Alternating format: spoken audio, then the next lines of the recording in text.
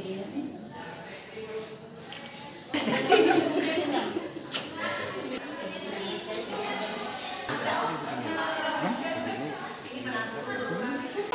sehat bayinya, cuman itu tadi perlu observasi, rata-rata pemeriksaan lebih lanjut juga kan, itu mulai kita periksa pemeriksaan darah, kita cari apakah ada infeksi, karena itu tadi di tali pusatnya itu tadi agak berbau, takutnya ada infeksi di sana kan, karena perawatan itu kan harus benar. Nah, nggak tahu yang sebelumnya bayinya ini apa ada masuk kotoran atau apa, makanya itu tadi harus masuk antibiotik.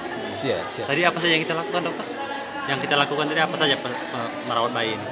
Selain memotong tali pusat, apa? Oh ya, itu tadi perawatan tali pusat, itu tadi ini rencana mau kita masukkan antibiotik. Perkiraan membutuhkan berapa hari ini perawatan? Nggak bisa kita pastikan. Bisa dipastikan. Nah, tergantung respon bayinya juga sambil menunggu hasil pemeriksaan lebih lanjut.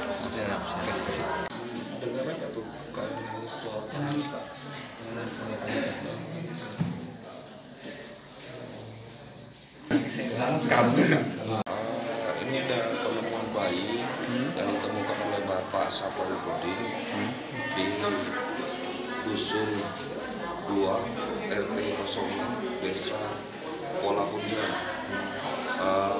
Ditemukan seorang bayi laki-laki yang masih berumur 1 tahun. Saat penemuan itu ada di sekitar bawah jamban, bahwa dia dalam keadaan hampir setengah badannya basah.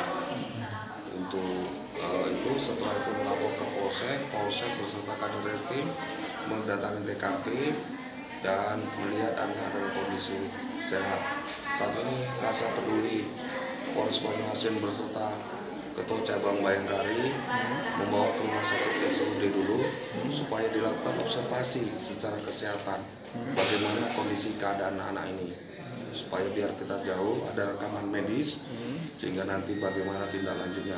Sedang untuk prosesnya tetap kita lakukan penyelidikan terhadap orang tua yang membuang bayi ini.